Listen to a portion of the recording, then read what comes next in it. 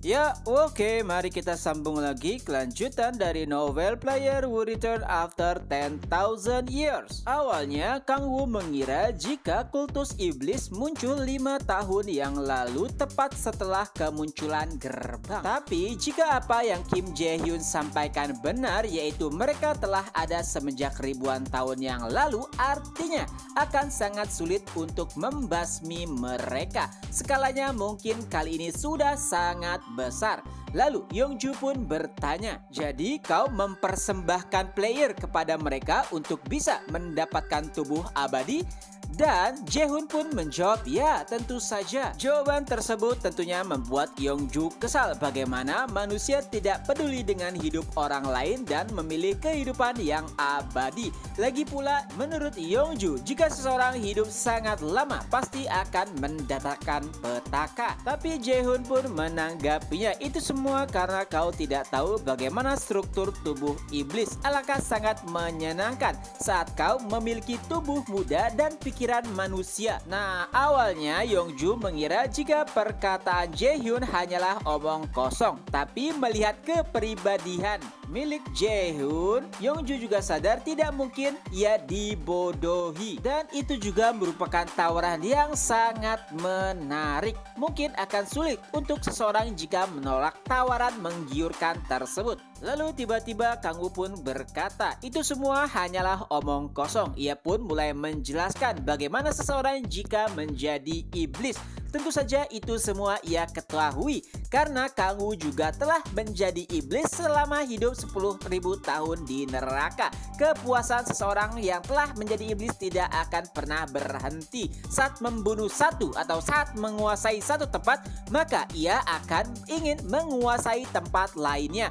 Begitu seterusnya, tidak ada kepuasan yang benar-benar bisa terpenuhi saat seseorang menjadi iblis. Tapi nampaknya Kang Woo tidak ingin memperbincangkan hal tersebut. Ia pun bertanya kepada Jaehyun terkait dengan hal lainnya. Pertama, bagaimana cara seseorang bisa mendapatkan keabadian? Jaehyun pun menjelaskan bahwa kultus iblis akan memberikan mereka energi iblis jika telah menyelesaikan pekerjaan.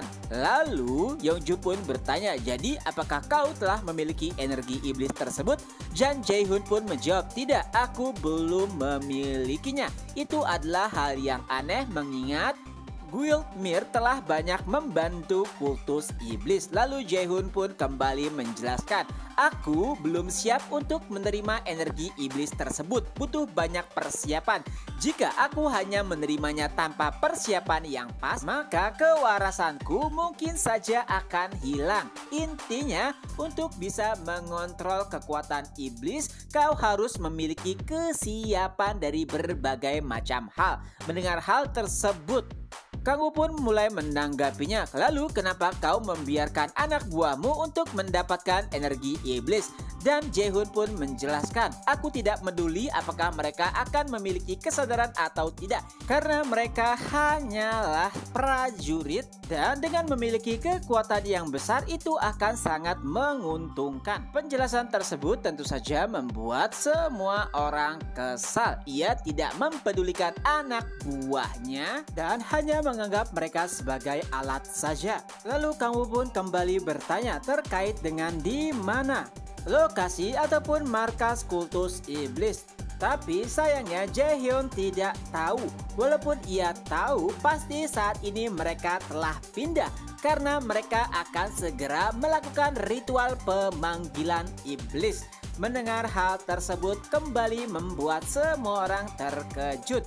Memang tidak aneh jika kultus iblis akan berkaitan dengan iblis, akan tetapi bukankah rencana Jaehyun untuk memberikan mereka player sebagai persembahan gagal? Jika demikian, kenapa kultus iblis masih ingin melakukan ritual pemanggilan tersebut? Dan Jaehyun pun berkata, saat ini adalah waktu yang tepat bagi mereka untuk melakukan ritual pemanggilan tersebut karena sistem perlindungan bumi sedang melemah. Mendengar hal tersebut, Kang Wu pun langsung merasa bersalah karena melemahnya sistem Gaia itu semua karena ulahnya beberapa bulan yang lalu, yaitu membuat portal dari neraka ke bumi. Akan tetapi ada satu hal lain yang membuat Kang Wu lebih pusing, yaitu saat Jae-hyun berkata jika mereka dibayar sesuai dengan pekerjaan yang telah mereka lakukan, yang artinya kultus iblis tidak hanya bekerja sama dengan Mir, tapi dengan guild lainnya. Lalu Kang Wu pun kembali bertanya terkait lokasi pemanggilan tersebut. Dan Jae-hyun pun menjawab itu adalah daerah Pohang. Mendengar jawaban tersebut, Kang Wu langsung menanggapinya. Pohang berarti itu adalah tempat di mana gerbang kelas S berada. Mendengar jawaban dari Kang Wu tentu saja membuat Jae-hyun terkejut. Ia tidak memberitahukan lokasi detailnya, tapi Kang Wu tahu jika itu dipanggil di dalam gerbang kelas S. Tentu saja Kang Wu mengetahui hal tersebut karena sebelumnya ia memanggil Echidna di dalam gerbang kelas S. Semakin tinggi gerbangnya, maka kemungkinan monster yang dipanggil akan semakin kuat. Dan setelah mengetahui jika tempat pemanggilan tersebut adalah gerbang kelas S di Pohang, ia pun langsung menelepon salah satu anggota guildnya yang kebetulan berjaga di sana. Alangkah terkejutnya Hwayong karena ternyata sebelumnya sudah ada sekitar 20 orang yang memasuki gerbang kelas S, dan tentunya identitas mereka akan sulit diketahui. Alasannya sederhana, karena pastinya itu adalah identitas palsu. Yongju sangat mengetahui hal tersebut karena ia juga telah memberikan kepada Kang Wu identitas palsu untuk masuki gerbang kelas S. Dan karena situasi sangat mendesak, Yongju pun berkata, bukankah Hwarang memiliki helikopter? Mari kita menggunakannya. Tapi Kang Wu menanggapinya, tidak, itu terlalu lambat. Ada cara lain yang lebih cepat. Beberapa saat kemudian, Kang Wu pun telah tiba di kediamannya. Saat membuka pintu, seseorang pun langsung menyambutnya. Ya, itu adalah Echidna dengan tubuh mungilnya. Ia terasa sangat senang saat Kang Wu pulang. Lalu Kang Wu pun berkata, Echidna, ada hal yang harus kau lakukan. Aku membutuhkan bantuanmu. Nah, saat itu Yongju dan juga Baek Hwayeon masih tidak percaya jika seorang gadis kecil di hadapannya adalah seekor naga.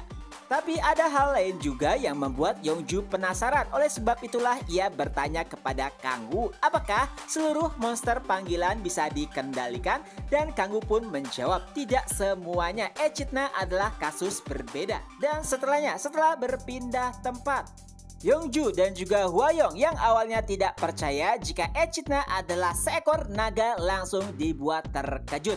Karena saat itu mereka melihat sendiri bagaimana perubahan Echidna dari gadis kecil menjadi seekor naga besar. Dan chapter pun berakhir. Nah, itulah kemungkinan kelanjutan dari novel Player Who Return After 10,000 Years. Semoga terhibur. Ketemu lagi di next video. Bye-bye.